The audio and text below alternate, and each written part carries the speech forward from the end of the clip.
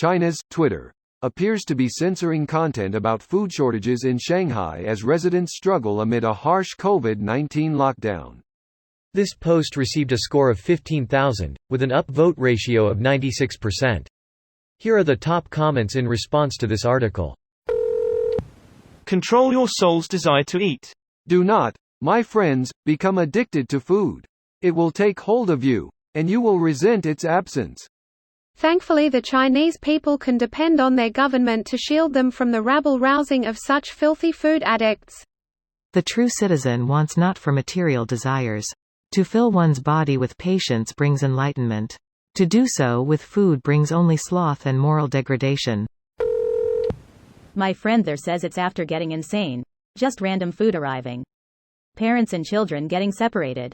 I live in Shanghai. I had 2 government rations, 4 personal orders of food, and 2 more community group buys of food for 11 days.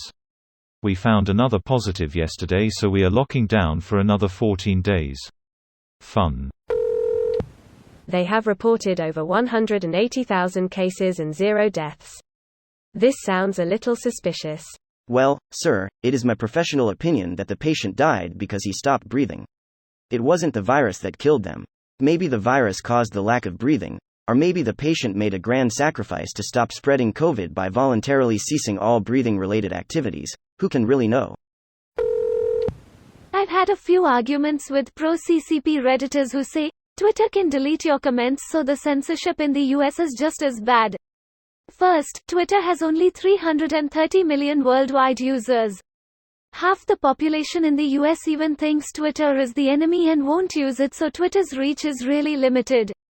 Second, and most importantly, Twitter can't force a city of 26 million to stay inside their homes then censor all criticism of that order from their entire population.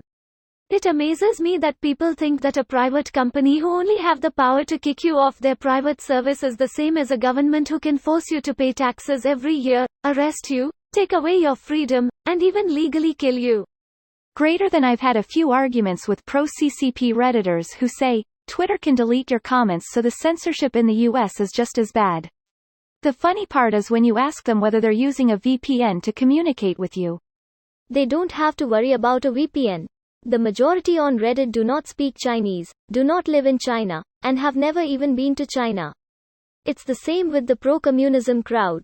The vast majority would change their tune in a heartbeat if they had to live under a communist regime. I have been to China twice, but I do not speak Chinese. I was horrified at the casual repression I witnessed. I am in favor of communism if it was carried out in small communes of less than 500 people. The authoritarian regime in China is not representative of many communists' ideals, and no one's ideals who is a narco-communist. The nuance around communism is often lost in internet debate. This video was automatically created by Reddit to speech.